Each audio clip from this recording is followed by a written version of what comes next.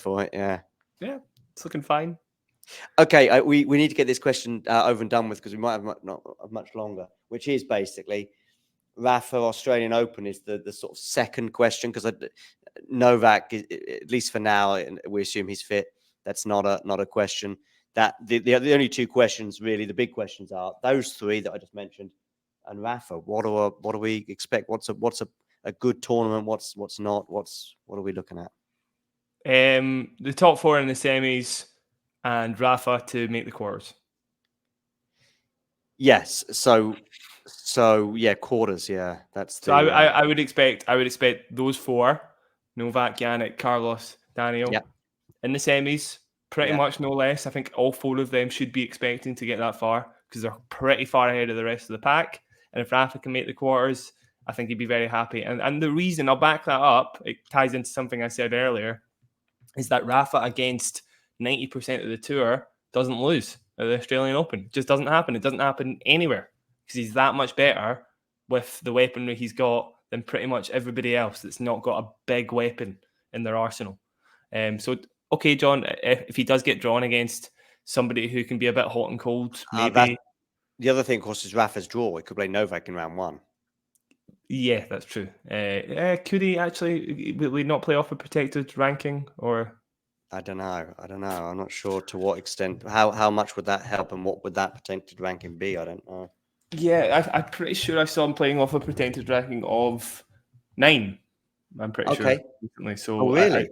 That would be this tournament though, and he wasn't seeded, so I don't really know how it works, John. To be honest, no, I'm not sure. Maybe I think your live chat can tell us. Yeah, potentially. That would be, that would change everything if even just a projected round 2 or round 3 against Novak. But my educated guess is that he didn't play off of the protected ranking that he had, but on the ranking sheet or the sign-up sheet for Brisbane, whatever it would be, it has that protected ranking in brackets. So if he does choose to play off of that, that would be his ranking. If that makes sense. As Terry says here, I knew he was a wild card for this tournament. I'm watching Rafa serving, by the way. I probably am about 15, 20 seconds behind you, but goes down. I knew he was going to go down the tee with that one. Because you can only play off a protected ranking ever so often. But can you do it at the slams? I don't really, but not seeded at AO. There we go. Terry says, not seeded at AO. Terry says protected ranking is possible at the AO. At least that's how I interpret what Terry's saying there. And if you say he's only allowed to do it so many times, of course it makes sense to go in on a wild card for Brisbane and protected ranking for AO. Yeah, but I cannot, for the life of me, remember somebody taking a seeding with a protected ranking. So I think that's maybe what Terry's suggesting at a slam. I don't know if that's possible. But that would make a huge difference, John. So it would be interesting to find that out prior to the tournament starting, because you're quite right. A Rafa Novak first round would be a real shame for Rafa. Yeah. That's the second funny thing. It's the second masterpiece of understatement since you said looking good for Rafa a minute ago.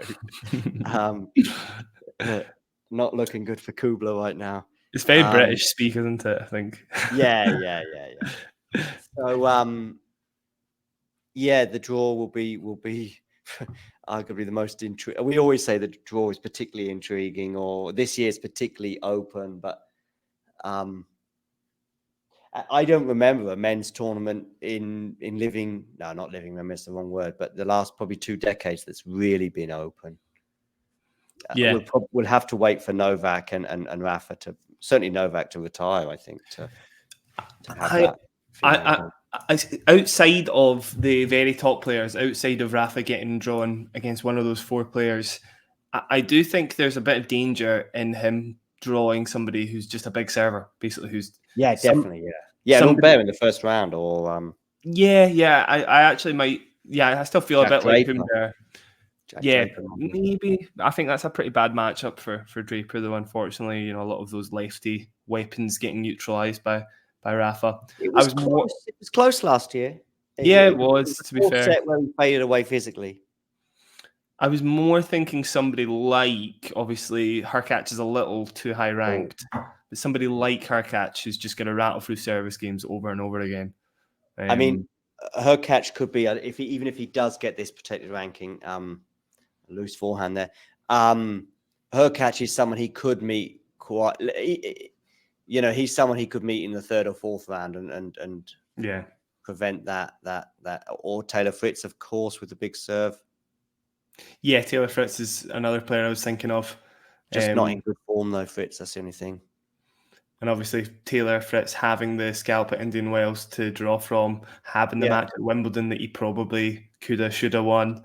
Taylor Fritz at his peak on grass and a hard court like 2 years ago, is a huge threat to Rafa, and that's a different Rafa as well. At least to the Rafa, we're not sure what Rafa is at right now. Yeah, Rafa hitting these forehands here, third forehand in a row. Wow, he does win it indeed. I mean, it was a bit short that shot, but he's putting them away at the moment, and that's there was a comment in the chat earlier. I just see there's a conviction at the moment where that's probably what I would say is there seems to be a conviction, which there's no reason for this conviction other than 20 years of success. Because there's no reason for the conviction because he's not played for a year and he's only won 2 matches. But there's a conviction in it that maybe he's like, I'm just going for this, and I believe I'm going to put this backhand away. I mean, I don't think it's totally abnormal for Rafa. I don't think he's playing any more aggressively than usual. I just think the fact he is playing as well as he has before, I think that's not an overstatement, is very promising. Yeah. Here's a couple of potential banana skins for Rafa in that ilk. And by the way, just commenting on Jake's, would love to see Rafa versus Cressy. Cool. I remember watching that match and loving it. It was so good.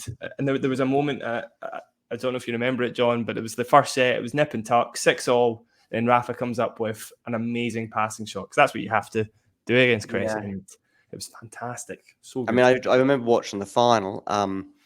And it being nip and tuck. The second set, was it maybe 6-3, 4, something like that? It was one break, but it was nowhere near as close as the first set, which felt like it could have went either way. And then there was a bit of Rafa brilliance, and it was fantastic, actually. It was a really good final. But that was, I mean, Jake is possibly suggesting that Cressy hasn't reached his ceiling in that comment, but certainly in Cressy's career, that's as good. I remember that period. I think he played in the Australian Open and he played Daniel Medvedev, and we thought, okay, serve volley against Medvedev. I think it might have been 3rd or 4th round. Am I dreaming? I don't think I'm inventing this, that they played each other. That was a great match as well. It was very, very close. Medvedev really struggled. It was one of the best matches he played that tournament, if not the best. I thought it could have went either way as well.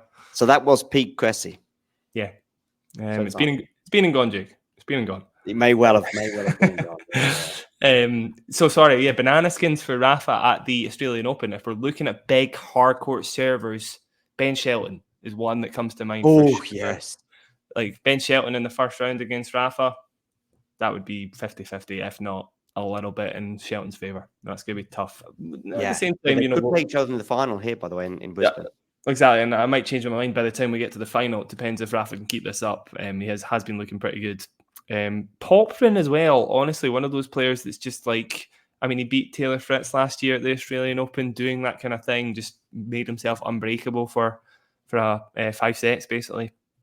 And then Nico Jarry as well. Here's another one. There's a bunch of these kind of big survey floating players who could trouble Rafa, given his game style.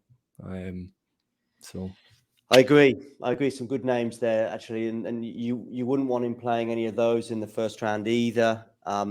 All of those players you just mentioned, I think, are top 32, so they'll all be seeded. Apart from Poprin. Poprin's unseeded. Poprin unseeded. So that's that's he played, I think, Poprin in the first round at the French Open, I believe, a couple of years ago. Actually, the first set was actually close, especially for Rafa on the clay of Roland Garros. All right. Well, Rafa's chatting to the on-court interviewer right now, looking obviously pretty content. And then, you heard it here first, John. Borna Goyo is one more. Just wanted to throw that. Oh, yeah, Borna Goyo, who I saw him at and he's also a lights out guy as well, just off the ground as well. He is, yeah. I remember looking at him as a potential. Did he play Novak in New York? Yeah, he did. I know it wasn't bad actually. He did okay. I mean, he was erratic. but that's kind of what you've got to do against Novak on a hard court, especially or any court really. Yeah. But I'll give you that one. I mean, I even think Karatsev could have been tricky here, and and Humbert as well. But yeah, there's a few names there that you'd probably, from Rafa's perspective, want to avoid for a couple of rounds if possible. But that's a lot of names we've just mentioned. That is a lot. Now we've just mentioned 6, 7, 8, of which 2 or 3. Holger Rune, we didn't even mention him either, by the way. And I know he's obviously much higher up the rankings as well. But there's, I think maybe right now, even quarterfinal, looking back on that comment, might be a little optimistic in terms of it's doable, of course. And it's possible that he'll not have to play any of those players we just mentioned, and therefore he makes the quarters. But there's a chance he has to play 2 or 3 of them to make the quarters. I mean, to be honest, if I'm really boiling it down to what's going to make the biggest difference, it's probably the health of Rafa, because I do still think he beats these big servers if he's playing well. I think he beats probably most of the top 10. I'm going to say Rublev. I'm going to say Steph. Well, then there's Steph as well. Rublev, I think, I think Zverev could cause problems just given his game style. That's definitely. A bit more of a danger. Beat him in Paris, Bercy, and at the ATP Tour Finals in the last sort of few years. Yeah, and same with Rune. Actually, you're right. I think Rune is a pretty tough matchup for Rafa if he's playing well too. But if Rafa could easily come through a pretty decent draw and wind up in the semis, but then I don't think he beats any of the 4 players, any of the big 4 we were talking about earlier. He needs to get that ranking up as soon as possible as well. I mean, I don't know how soon he can make top 100, top 50, top 20, or top 32 really is, I guess. Can he get there for Paris, for example? Yeah. I don't know. I think he can. Yeah, it's a lot of matches have to win. All right, well, all over and done within, what was that, an hour and a half, I guess, altogether. Jack, wonderful to have you on board. Good to have Rafa back playing again. And this channel's been going 16 months, something like that, and we've not had many Rafa live streams. So trying to appreciate everyone we can. Yeah, I'll hopefully be back soon, John. I'd be happy to join somebody for the final if I am about. So if you're about, you mean Brisbane final? Brisbane final, Brisbane final. That'd be great if you're about, but we'll talk in the next few days, no doubt. Great to see you, John. Cheers, Jack. Take care. See you soon. And everybody else, you know the drill. If you enjoyed this video, make sure you hit that like button. Don't forget to subscribe and click that notification bell so you don't miss out on all things tennis.